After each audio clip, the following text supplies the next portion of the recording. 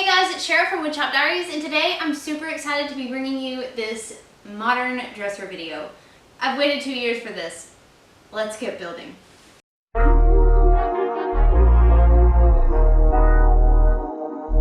Two years ago, I sold our bedroom suite and built a new one. Just the bed and the 2 nightstands. Now at the time, we were in the middle of moving, buying land, and building a garage apartment. So we really didn't need a dresser, and we really didn't have any room in our new home to put one. But I'd always kind of wanted to build a dresser to match the bed and the nightstands. So I waited as long as I could, and I finally just built it anyway. I'm sharing the printable plans for this dresser and the matching nightstands and bed at the link in the description below. But keep watching here to see how it came together.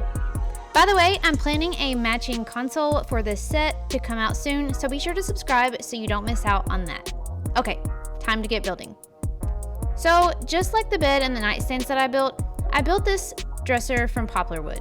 It came rough sawn in varying widths and lengths, so the first thing that I did was run everything through the planer to get it smoothed out. I don't have a joiner. Shorter boards are easier to run through the table saw to get a straight edge, so after I planed the boards, I cut them down to the rough length that I'd need before cleaning them up on the table saw.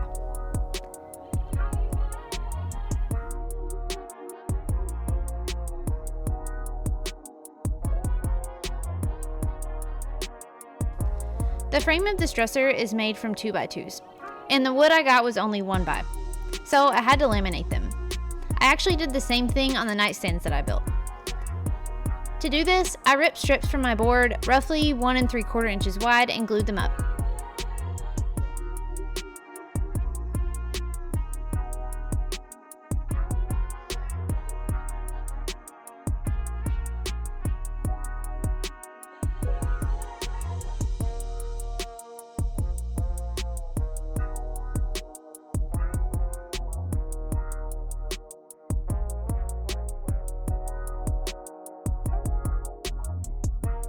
Once the glue was dry, I ran them through the table saw again to clean up the glue joints and to get both sides 1.5 inches thick to make it a true 2x2. Then I cut them down on the miter saw to their final lengths. Now that the frame pieces were built, it's time to start making the side panels. I ripped boards down on my table saw to glue up for the 2 side panels. I simply edge glued these panels up and then trimmed them to their final length on the miter saw.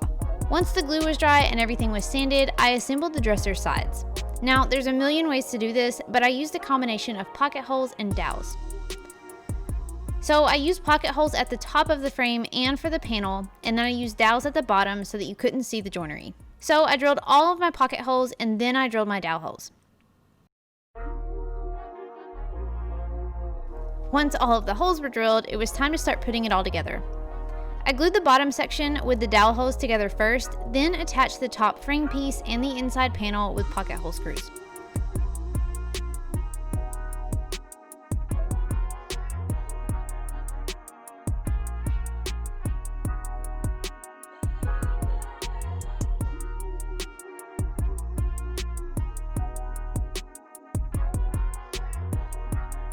I used a bar clamp to clamp the dowel joints tight, wiped off the glue squeeze out, and then set it aside while I made the second one.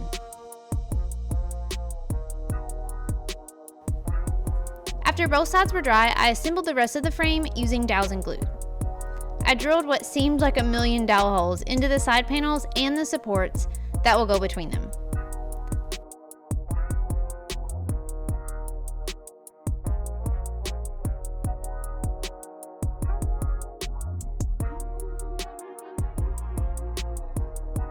I glued the supports into one side panel first, and then because my workbench was so tall already, I had to grab a ladder for the next part to help me reach.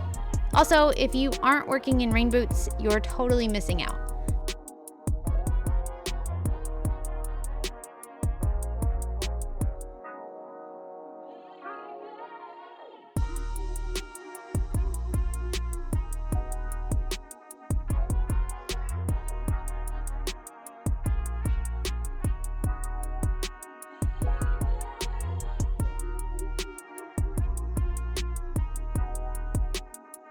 Anyway, once the dresser was clamped tight, I let the glue dry completely, and then I came back the next day without my boots. Since the top 2 drawers were split in the middle, I needed some sort of divider to mount the inside slides onto. So I cut some scrap plywood strips, a scrap 2x2 block, and a piece to use as a spacer. I drilled pocket holes into the ends of the plywood and 2x2 and then started installing these into the dresser. I centered the 2x2 in the top of the frame and used a spacer block to help me install the plywood strips 6 inches down from the top piece. Because the drawer fronts are inset, I made sure that the front piece was inset as well, so the drawer front will cover it.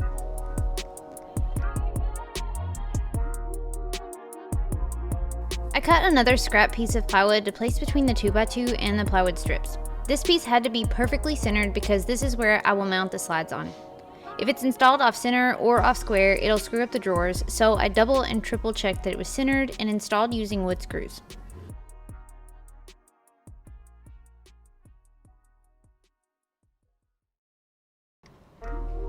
Now I could install the slides. I used 5 pair of 16-inch ball bearing slides for this dresser, and I installed them so that they would allow for the inset drawer fronts.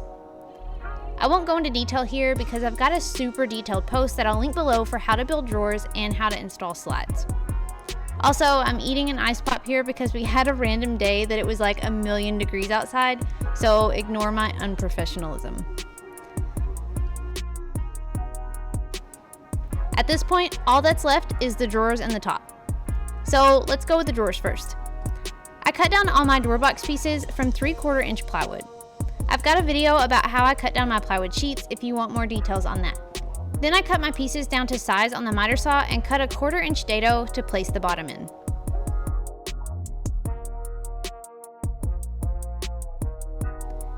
I like to assemble my drawer boxes with pocket holes and screws, so I drilled pocket holes and began putting the boxes together.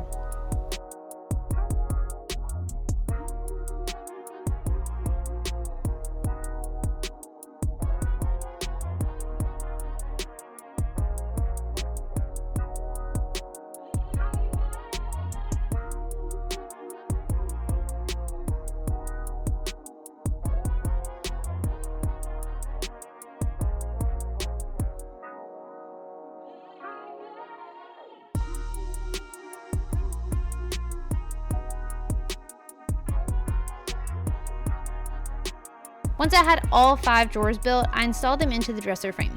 I typically start at the bottom so that I can use spacer blocks to install all the drawers above it, but it's a little challenging installing a large bottom drawer with only 2 hands. So in this case, I use my foot and my shin as an additional support.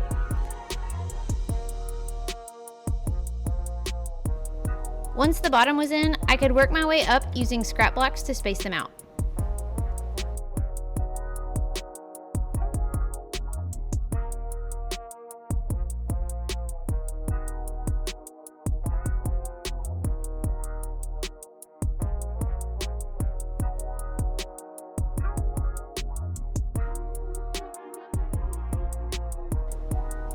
I installed the drawer fronts the same way, working from the bottom up. There are a lot of tricks to evenly spaced drawer fronts, but I'll be honest, I just eyeball it. So I held the bottom front up where it looked right and then screwed it in from the inside of the drawer. I did the same all the way up. Once I got to the top, I measured the space and ripped a board to the correct width to use as the top drawer front. I cut it in 2 and installed it the same way using screws from the inside of the drawer box.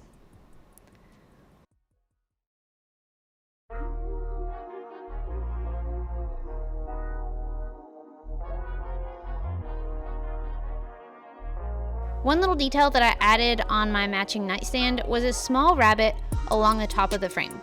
That way it kind of looks like the top is floating on the frame.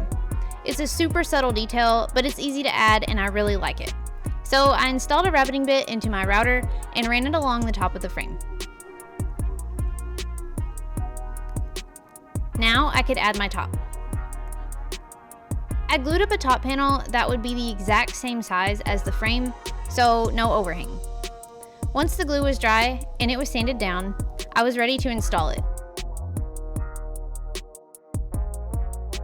And here's a disclaimer. I'm fully aware that this isn't technically the correct way to install a top like this. I'm also aware of the potential for splits and cracks as the wood moves. However, I simply glued the top onto the frame. If you're concerned about it, you can definitely use figure 8 tabs or attach however makes you feel more comfortable. But I've used this method on my 2-year-old nightstands and my current dining table, both about 2 years old, and they haven't even had the hint of a crack or a split. So I'm just taking my chances here. The beauty of building things yourself is that you can build it however works best for you, and you're allowed to take the chances that you want to take. Once the glue was dry, I gave it a quick final sanding and finished it off with this walrus oil furniture butter. I stuck the dresser in the sun while I was finishing it up because the poplar was a little green and the sun turns it more brown and gives it a warmer tone. I installed these simple modern handles because I felt like they matched the vibe that I was going for here.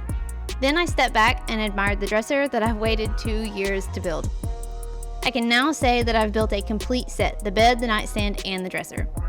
I've got one final piece to add to the collection next week, so be sure to stay tuned and subscribe so you don't miss it.